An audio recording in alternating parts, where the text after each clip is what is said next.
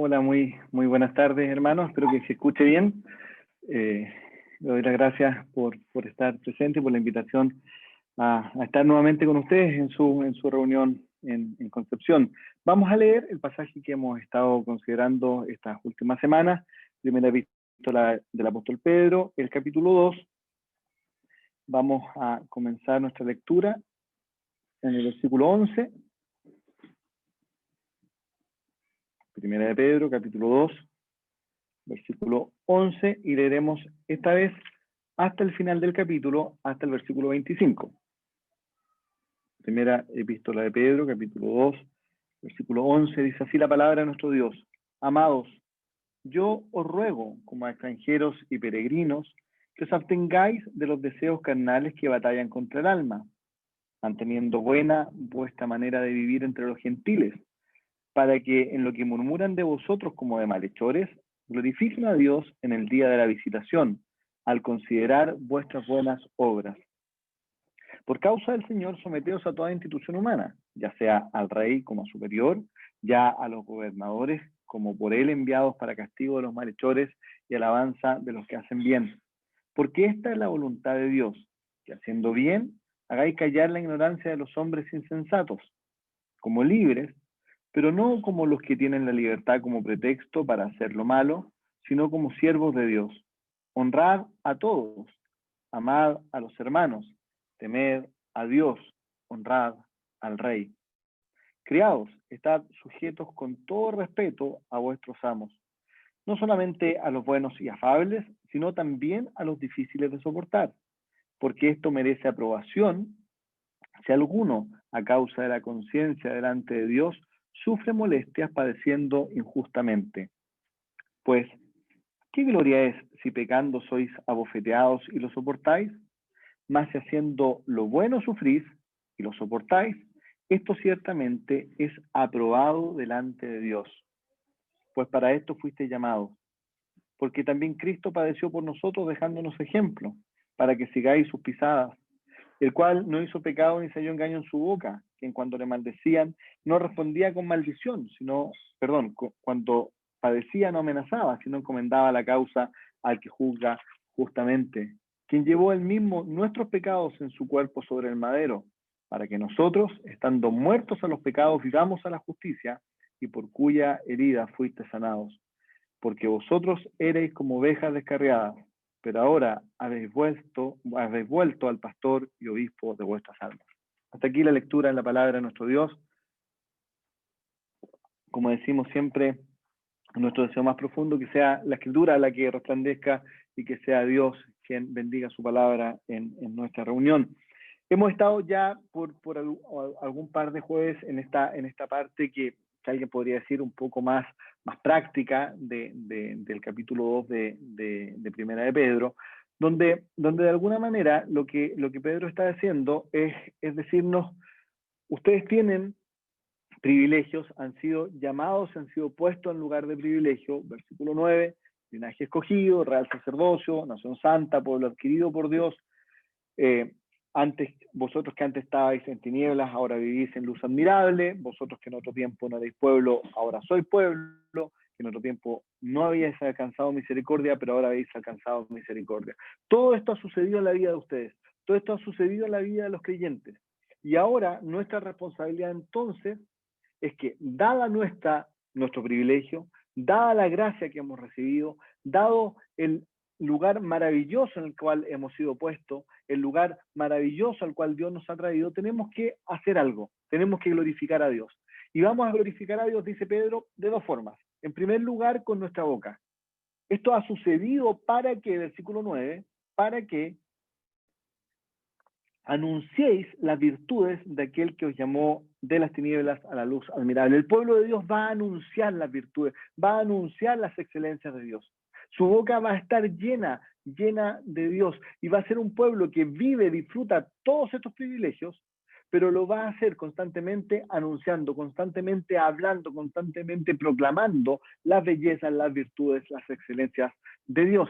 Pero también, dice Pedro, este pueblo no solo va a hablar, sino que este pueblo lo va a demostrar. Este pueblo va a mostrar las excelencias de Dios. Va a ser visible para el mundo, va a ser visible para quienes le rodean, va a ser visible para aquellos que están mirando con malos ojos, porque va a haber en medio nuestro gentiles que murmuran de vosotros, versículo 12, va a haber en medio de ustedes hombres ignorantes e insensatos, hombres que por su insensatez quieren seguir en ignorancia, que también lo están mirando, y estos hombres que los rodean tienen que ver a Dios en sus vidas. Van a ver a Dios en sus vidas, y lo van a ver a través de vidas justas, vidas que muestran a Dios. Eso es, en términos generales, la porción que estamos viendo. Nos toca a nosotros entonces en nuestra vida mostrar a Dios. ¿Cuál es el camino? Dice Pedro. El camino es primero pensar de la manera que debemos pensar. Ustedes son extranjeros y peregrinos. Ustedes no son de la tierra. Ustedes están de paso. Somos un pueblo que Dios ha adquirido, somos un pueblo escogido por Dios, pero un pueblo que está de paso, no está para echar raíces en la tierra. Está para que piense constantemente, para que tenga puesta su mirada constantemente en la realidad futura, en la realidad a la cual fue llamado, el lugar donde realmente pertenece, el lugar donde realmente va a vivir eternamente.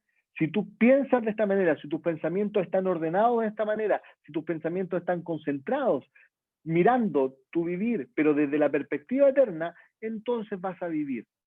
Entonces vas a vivir mostrando a Dios. Esto es muy parecido, decíamos, hace un par de semanas a lo que dice el capítulo 1, versículo 13 en adelante, la parte práctica del capítulo 1. Amarrar los pensamientos, ser sobrio en la manera de pensar, ¿para qué? Para fijar la esperanza en el futuro, para vivir en vista de esa gracia que se está trayendo, pero que será revelada finalmente cuando el Señor Jesucristo venga. Y cuando eso pasa, hay deseos que se dejan, hay una manera de vivir santa, porque el Dios que nos llamó es santo, hay una manera de vivir conforme a que somos peregrinos, estamos actuando en nuestro peregrinar de una manera determinada, y esa es en temor de Dios. Eso mismo es lo que Pedro hoy día lo abre a través de ejemplos prácticos de cómo debemos vivir. Debemos ser santos, dice en el capítulo 1, versículo 15, porque Dios es santo.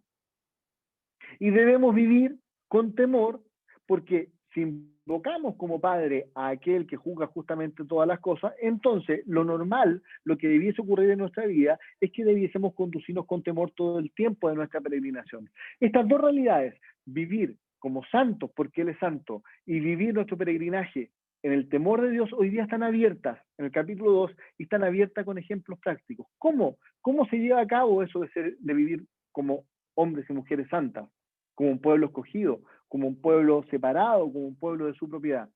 Bueno, va a tener repercusiones, y va a tener repercusiones en varios ámbitos de nuestra vida, pero Pedro nos va a hablar principalmente de dos ámbitos. Son más, pero en términos generales son dos. Uno, nuestra relación con las autoridades, fue lo que vimos la semana pasada, y otro, nuestra relación con aquellos que son nuestra autoridad más cercana. En el caso del tiempo en el cual se escribió esta carta, aquellos que eran amos de los que vivían como esclavos. En el caso de nosotros, si queremos extender la aplicación a nuestro día, aquellos que están puestos por autoridad sobre nosotros, nuestros jefes, en el caso de los estudiantes, me imagino que autoridad de sus estudios, pero principalmente en términos de aquellos que tienen alguna autoridad directa sobre nuestras vidas. Y así es como llegamos al versículo 18, pero siempre con el mismo pensamiento. Vamos a enfrentar esta relación laboral, si usted me lo permite, con el pensamiento de que yo soy peregrino y extranjero, que estoy de paso por esta tierra, pero que estoy de paso como un pueblo santo y como un pueblo temeroso, que va a vivir con los que me rodean de una manera santa y de una manera temerosa. Es por eso que la semana pasada decíamos que todo esto se puede resumir en una disposición de corazón. Se puede resumir en lo que nos dice el versículo 13, por causa del Señor someteos. Va a haber una actitud en mi vida de sujeción, va a haber una actitud en mi vida de someterme, en tanto yo considere que esto es para el Señor, por causa del Señor me voy a someter. Y hablábamos en extenso de cómo es la humildad, la gran virtud del pueblo cristiano, que debiésemos mostrar a los que nos rodean. Somos distintos, porque somos extranjeros y peregrinos. Somos distintos, porque somos un pueblo separado. Somos distintos porque somos santos, porque el que nos llamó es santo. Somos distintos porque vivimos en temor de Dios. No vivimos sueltos por nuestra vida con un libertinaje en nuestras vidas, con una libertad para hacer lo que queramos, versículo 16, como pretexto para hacer lo malo, sino que somos un pueblo temeroso de Dios. Y eso debe ser muy distinto a cómo el mundo se desarrolla, debe ser muy distinto a cómo el mundo vive, y eso va a marcar la diferencia, va a hablar. Así como en el versículo 9 hablamos las virtudes de aquel que nos llamó, en estos versículos vivimos para mostrar las virtudes de aquel que nos llamó. Esa actitud de sometimiento va a ser posible a nuestras autoridades, sea quien sea que sea, sonó muy raro eso, pero más allá de lo bueno o malo que sean nuestras autoridades, más allá de lo bueno o mala que sean aquellas personas que nos rigen, va a ser una actitud de sometimiento porque estamos sometidos en primer lugar a nuestro Dios. Es por causa de Dios, es por amor de Dios, es porque nosotros somos un pueblo de Dios. Ahora, en este nuevo contexto de relación laboral, si se puede decir así, se va a dirigir a los criados, se va a dirigir a aquellos que son esclavos, ese es el concepto del versículo 18, y le va a decir, estad sujetos con todo respeto a vuestros amos, no solamente a los buenos y afables, sino también a los difíciles de soportar. Por eso decía que este contexto pudiera ser un poquito más mirado como un contexto laboral, si es posible llamarlo de esta forma. Se reduce un poco, ya no son las autoridades, ya no es el presidente, ya no es Carabineros, ya no es las autoridades de todo el país, es gente con quien me rodeo más directamente, aquellos que están con una autoridad más directa sobre mí. En el tiempo decía que se escribió esta carta, eran amos que eran déspotas, eran amos que tenían control de propiedad sobre las personas, podían hacer como ellos querían con aquellos criados, y aún en ese contexto que es tan distinto al nuestro, ¿cierto? Un contexto de derechos. Hoy día nuestra vida se desarrolla en un contexto de derechos, queremos derechos para todos, y todo el mundo tiene sus derechos, y no digo que sea malo, es simplemente una radiografía de nuestra cultura. Hoy día vivimos en una cultura de derechos, ni pensaríamos en un tipo de esclavitud, ni pensaríamos en un amo, en un déspota sobre mí, que no solo no es ni bueno ni afable, sino que es muy difícil de soportar, que me va a hacer sufrir injustamente, como dice el versículo 19. Nosotros ni pensaríamos en eso. Es más, muchas veces a muy buenos trabajos llamamos esclavitud, muchas veces a condiciones laborales relativamente buenas consideramos que son terribles, que son opresoras, porque vivimos en una cultura distinta.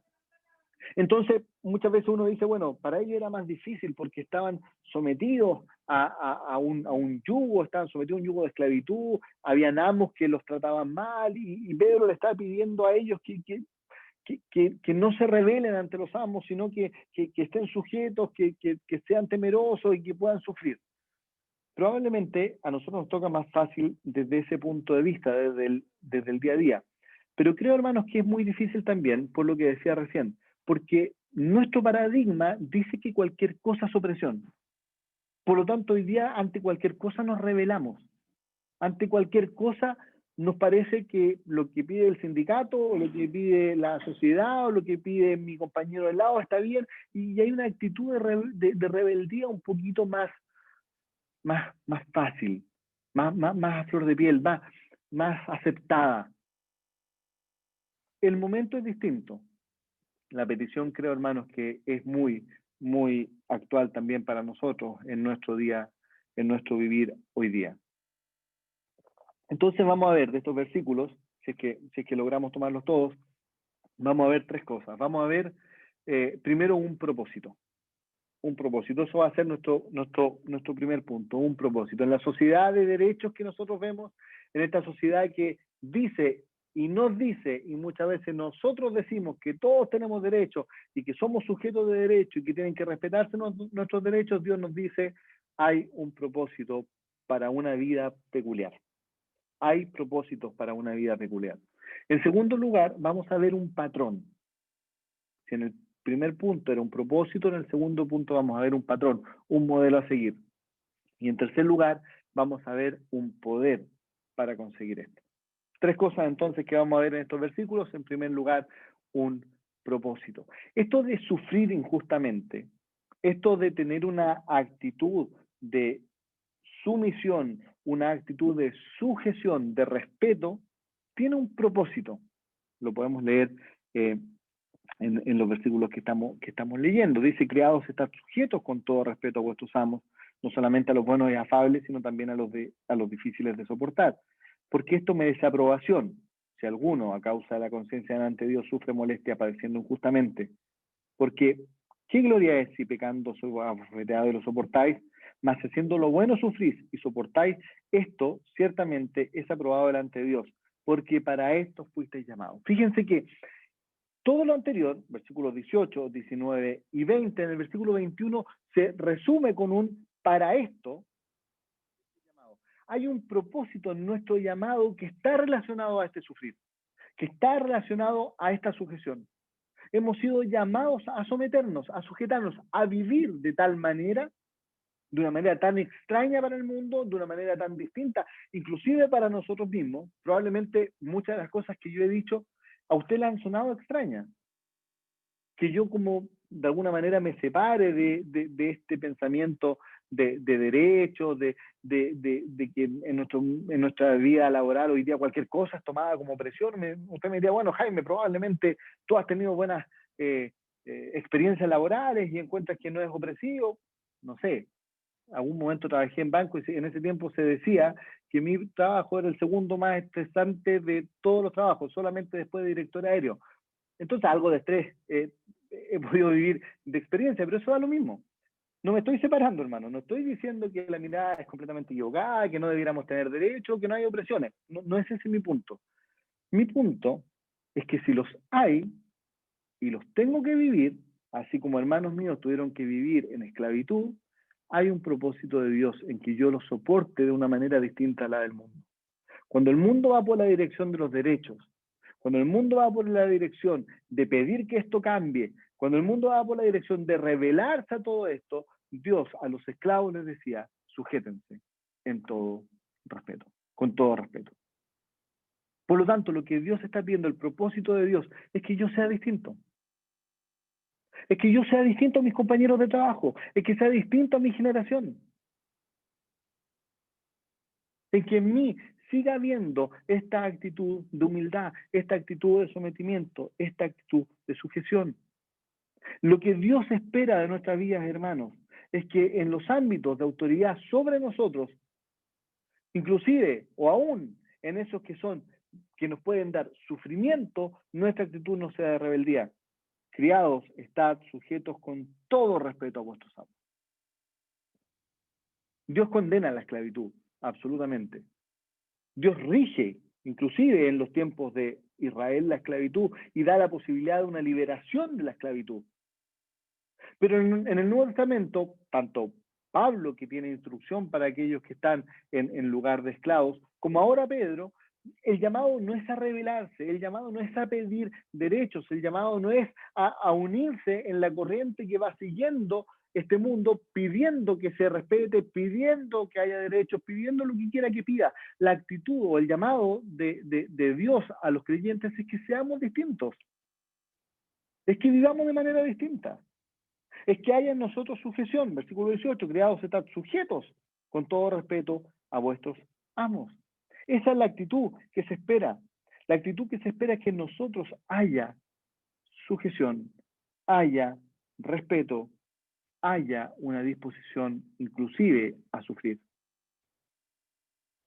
Pedro va a ser muy claro, ni siquiera tiene que ver con hacerlo por los buenos amos, por los buenos jefes, por los buenos las buenas autoridades que estén sobre mí, no solamente a los buenos y afables, sino a los difíciles de soportar, a los difíciles de soportar.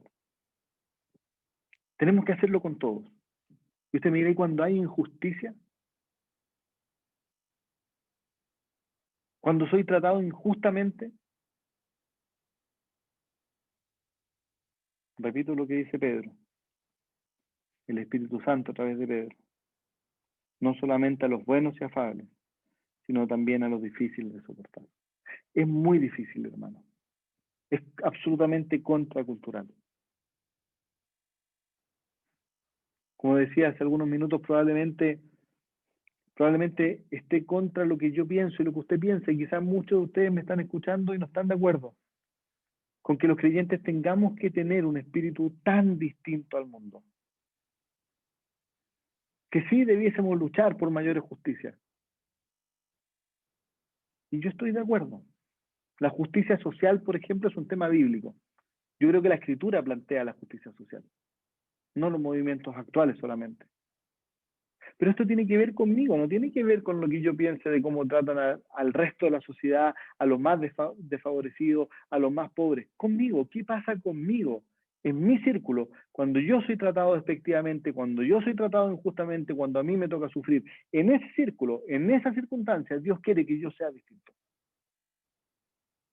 Dios me pide que yo demuestre que soy parte de su pueblo, que yo demuestre que soy extranjero y peregrino, que yo demuestre lo que hablo con las palabras, que yo demuestre que fui llamado de las tinieblas a la luz admirable por un Dios lleno de virtudes, lleno de hermosuras, lleno de excelencias. Y eso se demuestra porque en obediencia a Él, que es lo que vamos a ver ahora, existe este espíritu, esta disposición de sujeción con todo respeto. Fíjese lo que dice el versículo 19, porque esto merece aprobación. Actuar así merece aprobación. Y creo, hermanos, que en primer lugar está pensando en la aprobación de parte de Dios. Dios es el que aprueba mi vida cuando yo vivo así. Dios es el que aprueba mi vida cuando yo me conduzco contrario al mundo, cuando me conduzco de manera diferente. Pero no una diferencia que está marcada por aspectos formales, porque me vean con corbata el día domingo, o porque a las hermanas la vean con una falda larga hasta el suelo y el pelo largo hasta los tobillos. No, es una actitud de vida. Cuando yo vivo de esta forma, cuando yo vivo sujeto con todo el respeto a aquellos que tienen autoridad sobre mí, pero lo hago, versículo 19, a causa de la conciencia delante de Dios. Cuando yo lo hago porque yo sirvo a Dios, porque soy un pueblo de Dios, porque Dios es el que rige mi vida y esto me hace vivir de manera tan distinta al mundo. Esto tiene aprobación de parte de Dios. Dios aprueba esa manera de vivir. Y nosotros, por lo que yo entiendo, estamos para vivir para aquel que nos llamó. Estamos para vivir para la aprobación, buscando la aprobación de aquel que nos salvó. De Él buscamos la aprobación, no de los hombres. A Él queremos agradar, no a los hombres. A Él queremos servir en primer lugar. Y eso hará esa conciencia delante de Él. Eso de soportar el dolor, de soportar el sufrimiento injusto, porque temo a Dios, porque Él es el que me lo pide, porque Él es el que quiere que yo viva así.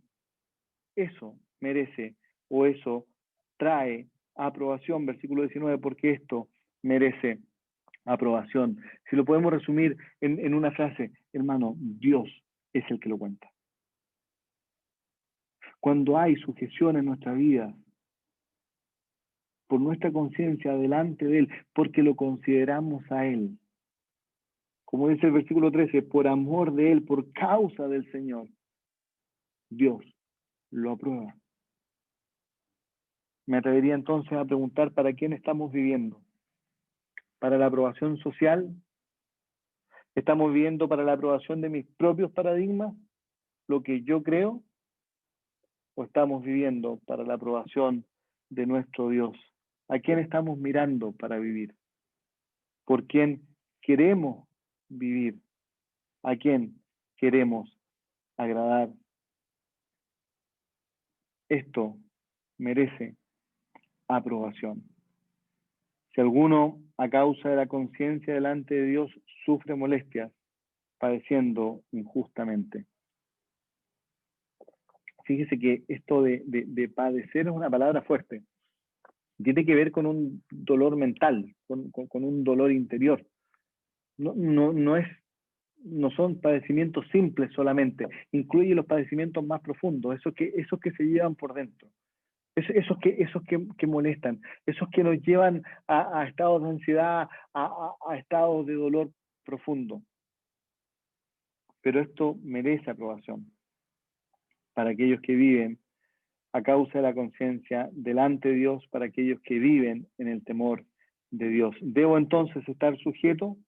Porque vivo delante de mi Dios. ¿Debo estar sujeto? Porque esto tiene aprobación de parte de mi Dios. Versículo 20. Pues, ¿qué gloria es si pecando sois abofeteados y lo soportáis? Mas haciendo lo bueno sufrís y lo soportáis, esto ciertamente es aprobado delante de Dios. El concepto acá, en el versículo 20, aprobado delante de Dios, es el concepto de tener gracia delante de Dios, de tener favor delante de Dios. Hay algo que yo estoy llevando a Dios y que tiene una respuesta en Dios. Cuando yo vivo de esta manera, fiel al propósito para el cual fui llamado, cuando yo vivo en humildad, estando sujeto con todo respeto a aquellos que tienen autoridad sobre mí, cuando yo vivo de la manera que Dios pide que viva para mostrarle a Él al mundo, esto tiene gracia delante de Dios, tiene el favor de Dios, y esto tiene la idea de que Dios se complace, de que Dios se deleita en aquellos que viven así. Fíjese el tremendo honor, hermano, que más allá de la circunstancia que puede ser difícil, ya lo veíamos, en el versículo 19 habla de padecer, de sufrir interiormente y de manera injusta además, pero sobre ese dolor puntual, injusto, sobre ese padecimiento fuerte, interior, injusto, lo que estoy provocando delante de la presencia de Dios es deleite. Dios se complace, Dios se deleita, Dios siente gracia hacia nosotros. Un comentarista decía que el concepto podría ser hasta que Dios siente gratitud hacia su pueblo cuando esto ocurre. Fíjense a quién estamos agradando. ¿Hay algún privilegio más grande, hay un lugar de honor más grande en esta tierra que estar agradando a Dios? ¿Que Él se ha complacido con mi vida? No hay nada más importante, no hay nada más grande en este mundo. Si para algo estamos en este mundo es para adorarle a Él. Para que Él se sienta complacido con mi vida, para lograr su favor, para lograr su aprobación, para lograr su gracia. Y esto, hermanos, es posible cuando en nosotros hay una actitud de sujeción. Entonces, nuestro primer punto es un propósito. Vivimos para el propósito para el cual fuimos llamados, viviendo humildemente en sujeción. Vivimos humildemente en sujeción por nuestra conciencia delante de Dios, por amor delante de Dios, por la aprobación de Dios y por agradar a nuestro Dios. Vuelvo a preguntar, ¿habrá alguna razón más grande para vivir así que esta? Nuestro segundo punto es que tenemos un patrón. Tenemos un ejemplo. Hemos sido llamados para cumplir este propósito. Hemos sido llamados a vivir de manera humilde. Para esto fuimos llamados. Y para poder cumplir esto, nosotros tenemos entonces un gran ejemplo, un gran patrón. Versículo 21, pues para esto fuiste llamado, porque también Cristo padeció por nosotros, dejándonos ejemplo para que sigáis su pisada. No hay otro patrón al cual nosotros tengamos que seguir, hermanos, en toda nuestra vida y en todas las áreas que tienen que ver con nuestra vida que al Señor Jesucristo. Ese es finalmente el propósito, ser transformados a su semejanza, ser como Él. Y cuando somos como Él, entonces nuestra vida puede ser agradable delante de Dios. Él puede sentir complacencia, deleite en nuestra vida. ¿De quién más abrió los cielos para poder escuchar una voz que dice, este es mi Hijo amado, en quien tengo complacencia? Él, el Señor Jesucristo, vivía de una manera en que le daba complacencia al Padre. Y nosotros hemos sido llamados a ser transformados a su imagen, a ser transformados a su semejanza, a ser como Él. Y Él nos dejó el ejemplo. Y precisamente el ejemplo en la vida del Señor no fue gritar por sus derechos, no fue hacer huelgas por sus derechos, no fue rebelarse ante la autoridad, fue precisamente sufrir. Y sufrir injustamente, y sufrir en silencio. Porque Cristo también padeció por nosotros, dejándonos ejemplo. Él es el ejemplo máximo de sufrimiento. Cuando Él sufrió por nosotros, cuando Él sufrió para darnos ejemplos hacia nosotros. Él, en la cruz del Calvario, lo que está haciendo es mostrarnos cómo debemos vivir, mostrarnos cómo debemos actuar, mostrarnos cuál debe ser la actitud de nuestro corazón. El ejemplo del Señor Jesucristo está en los versículos 22 y 23, el cual no hizo pecado, a diferencia de nosotros, ni se halló engaño en su boca. Esa fue su actitud completamente perfecta. Por lo tanto, cuando él sufría injustamente, él estaba actuando de manera perfecta, sin pecado. Cuando él sufría en silencio, sin rebelarse, él estaba actuando entonces de manera perfecta, sin pecado, sin engaño en su boca. Si queremos saber cómo debemos reaccionar nosotros, si es que rebelándonos, si es que en una huelga, si es que en un movimiento, si es que siendo rebeldes, bueno, veamos el ejemplo del Señor. Aquel que no cometió pecado ni se dio engaño en su boca, actuaba de una manera. La manera de actuar para que no haya pecado ni haya engaño es la del versículo 23. Quien cuando le maldecían no respondía con maldición. Bien distinto a los gritos que puede tener cualquier movimiento de rebeldía. Que cuando le maldecían no respondía con maldición. Cuando padecía, no amenazaba. Cuando padecía no amenazaba, sino encomendaba la causa al que juzga justamente. Pero fíjense que hay algo aquí. No es que él no buscara la justicia, sino que él sabía en qué manos la justicia es perfecta. No iba a pasar desapercibido el pecado contra él. No iba a quedar impune el pecado contra él. Esas maldiciones que él recibía cuando le maldecían, esos sufrimientos que él padecía, esas amenazas que él podía recibir, esas injurias que él podía recibir, no iban a pasar desapercibidas. No hay una renuncia a la justicia, sino que él encomendaba la causa al que juzga justamente. La justicia no estaba en sus manos. La justicia la dejaba en la mano de Dios, el juez justo. Nosotros también podemos sufrir maledicencias, también podemos sufrir injusticias, también podemos padecer, también podemos vivir momentos y personas que son contrarias a nosotros. El tema no es que renunciemos a la justicia, hermanos. El tema es que la dejemos en las manos apropiadas. Y para esto el Señor Jesucristo nos dejó ejemplo.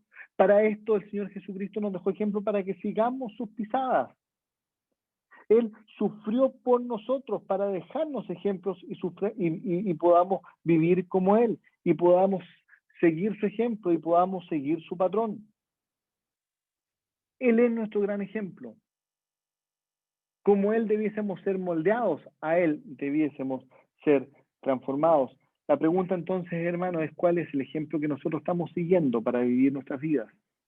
Estamos viviendo como Él, vemos la cruz, vemos las tremendas injusticias que Él vivió desde aquella madrugada, desde aquella noche en adelante, y vemos en eso un ejemplo a seguir. Vemos en su silencio frente a la injusticia, en su silencio frente a las burlas, en su silencio frente a aquellos hombres que estaban contrarios a él, que le amenazaban constantemente, que se burlaban de él. Un ejemplo para nosotros actuar cuando contra nosotros hay injusticia. Lo que Pedro nos está diciendo es que sus sufrimientos también son un ejemplo para nosotros, para que podamos vivir como Él vivió. Él es el gran patrón. Él es el gran ejemplo. Cómo Él debemos vivir. Ahora, ¿cómo esto es posible? Un hermano, en un estudio que tenemos de Juan, decía, bueno, ¿y cómo se hace esto? ¿Cómo lo hacemos? ¿Cómo vivimos de la manera que el Señor nos pide? Él es nuestro ejemplo, pero Él es perfecto, Él es Dios. Él lo podía hacer porque Él es, versículo 22, sin pecado, sin engaño en su boca. Pero nosotros somos tan distantes, nosotros somos pecadores, nosotros vivimos aún en la carne, nosotros tenemos una inclinación muchas veces al mal y tenemos una lucha en nosotros entre el querer hacer el bien, pero entre la carne que nos lleva a rebelarse contra eso. ¿Cómo lo hacemos? ¿Cómo lo hacemos para seguir el ejemplo? ¿Cómo lo hacemos para que este punto 2, que Él es el patrón, pueda ser una realidad en nuestra vida e ir actuando? Pero fíjese que lo maravilloso no es que el Señor no solo es el patrón, no solo es el ejemplo a seguir, sino que Él también es nuestro sustituto. Nosotros podemos seguir sus pisadas, versículo 21, porque también Cristo padeció por nosotros dejándonos ejemplos para seguir sus pisadas. Pero podemos seguir sus pisadas precisamente porque Él padeció por nosotros. Él es nuestro sustituto. Él fue a la cruz del Calvario a morir por nosotros, a matar todos estos deseos de rebeldía, a matar todos estos pensamientos de rebeldía, a crucificar todo este pecado de rebeldía al morir por nosotros. Y en ese morir por nosotros, en el cual Él cumplió los propósitos del Padre, Cristo muriendo por nosotros, es el gran garante de que esto puede ser real también en nuestras vidas. Hay un éxito en que nosotros podamos seguir sus pisadas. No es solamente que tenemos un gran ejemplo a quien miramos de lejos y a quien tenemos que imitar. No, Él hizo todo posible para que nosotros podamos mirar ese ejemplo y le podamos imitar, precisamente porque Él fue nuestro sustituto en la cruz del Calvario y Él murió por nosotros. Entonces Él puede hacernos como Él. Porque Él murió en la cruz del Calvario por nosotros, entonces es posible que nosotros seamos como Él. Fíjense lo que dice el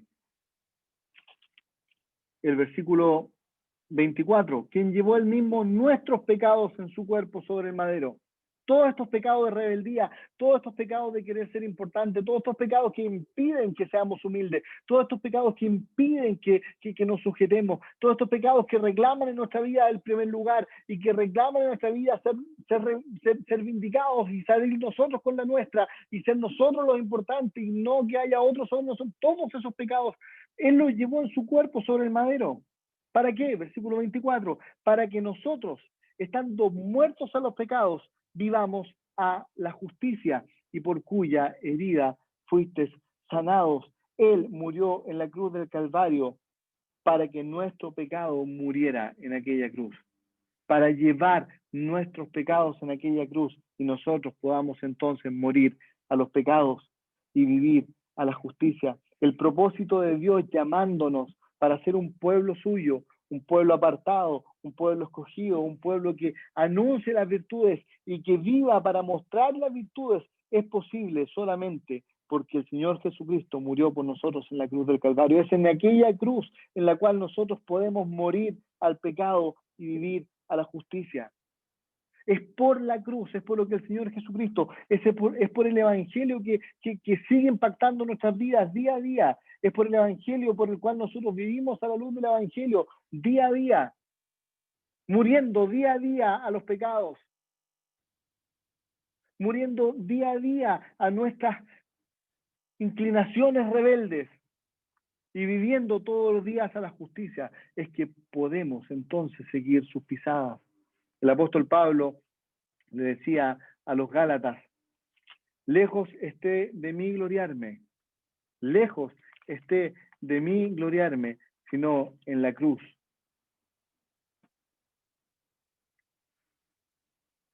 Lejos esté de mí gloriarme, lo quiero leer textualmente para no equivocarme. Lejos esté de mí gloriarme, sino en la cruz de nuestro Señor Jesucristo. ¿Por quién? Por el Señor Jesucristo y su cruz. El mundo me es crucificado y yo al mundo. Es posible, hermanos.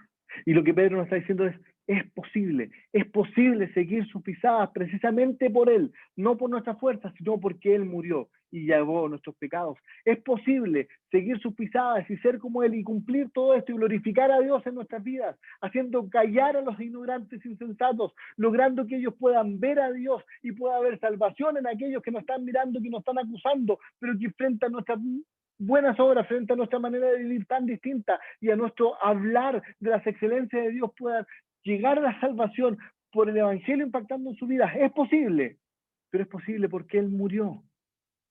Es posible solamente en la unión profunda con nuestro Señor Jesucristo. Con Cristo estoy juntamente crucificado, va a decir Pablo. Y ya no vivo yo. Mis deseos rebeldes, mis deseos carnales, mi deseo de ser el primer lugar. Ya no vivo yo, sino que vive Cristo en mí. El que es mi ejemplo.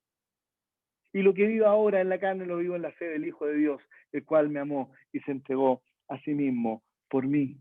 Es posible. La firma que Pedro nos deja aquí es, hermanos, es posible. Es posible cumplir todos estos mandatos en dependencia del Señor Jesucristo, en imitación del Señor Jesucristo, precisamente porque Él murió por nosotros.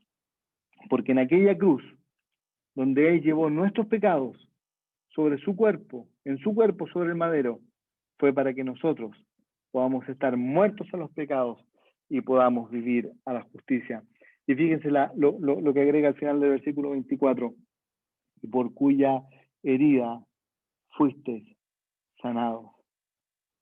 Por cuya herida fuisteis sanados. No solo es potencialmente posible, no es una oferta potencial, hermanos, es una oferta real. Fuiste sanado. Es verdad que vivimos en una lucha. Sí, es verdad, vivimos en una lucha constante en contra del pecado, constante en contra de nuestras propias inclinaciones pecaminosas. Pero la realidad de nuestra vida es que ya hemos sido sanados. La cruz es eficaz. Fuimos sanados por la muerte de nuestro Señor Jesucristo en la cruz. Hay un impacto real en nuestra vida que ya sucedió. Y ese impacto real en nuestra vida debe tener un impacto práctico. Debe verse reflejado en vidas transformadas. Él nos curó de nuestra maldad, Él nos curó de nuestros pecados, entonces podemos vivir de manera justa. Podemos ser santos porque Él es santo. Podemos vivir en temor del Señor porque estamos peregrinando y porque le conocemos como el Dios que es. Podemos cumplir todo lo que Él nos está mandando, precisamente porque el Señor Jesucristo murió por nosotros. ¿Cuál es entonces el llamado final de Pedro? Se me acaba el tiempo. Hermanos, vivamos para la gloria de Dios.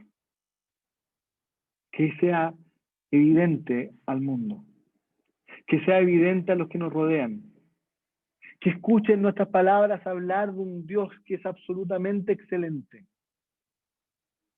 pero que vean en nuestras vidas un poder sobrenatural que ha transformado nuestro carácter, que ha cambiado nuestra manera de ser y que vivimos contra la corriente, pero insisto, no contra la corriente solamente formal, un contra la corriente de verdad, un contra la corriente de carácter, transformados constantemente en la semejanza de nuestro Señor Jesucristo, porque esto precisamente es posible por lo que Cristo hizo en la cruz del Calvario. Vivamos más cerca de la cruz. Muchas veces cantamos en la cena, solo hay consuelos y bendiciones cerca de Cristo junto a la cruz. Mi pregunta es si esa canción tan linda, ese himno tan lindo, es realmente una realidad constante en nuestras vidas. Vivo todos los días de mi vida cerca de Cristo, junto a la cruz, de tal manera que el Espíritu Santo está transformando mi carácter para ser como Él, para que se cumpla el propósito de mi vida, siguiendo el ejemplo, el patrón perfecto del Señor Jesucristo, el ejemplo perfecto, el ejemplo excelente, porque hay un poder sin igual que está transformando mi vida, que el Señor pueda bendecir su palabra en nuestros corazones y que nosotros podamos vivir para su gloria, complaciéndole, con la conciencia de que Él nos está mirando, de que hemos vivir del temor delante de Él, pero con la conciencia de que es para vivir de manera agradable delante de Él, dándole complacencia, logrando su aprobación, viviendo para su gloria. Que el Señor bendiga su palabra. Vamos a orar antes de finalizar mi parte. Padre Santo, Padre eterno, Padre glorioso, gracias por tu salvación tan grande. Gracias por este evangelio glorioso, maravilloso, que un día impactó nuestras vidas para salvación, pero que sigue impactando nuestras vidas todos los días para que podamos vivir según el propósito por el cual tú nos has llamado. Tú nos llamaste para ser hechos conforme a la imagen de tu Hijo. Queremos seguir sus pisadas, queremos seguir su ejemplo, queremos cumplir lo que tú quieres para nosotros, pero entendemos que no es bajo nuestras fuerzas porque no podríamos lograrlo. Es por gracia, es por el poder de Dios, es nuevamente una obra de Dios en nuestras vidas. Que esto suceda día a día y que podamos vivir para tu gloria. Te lo rogamos en el santo nombre del Señor Jesús. Amén.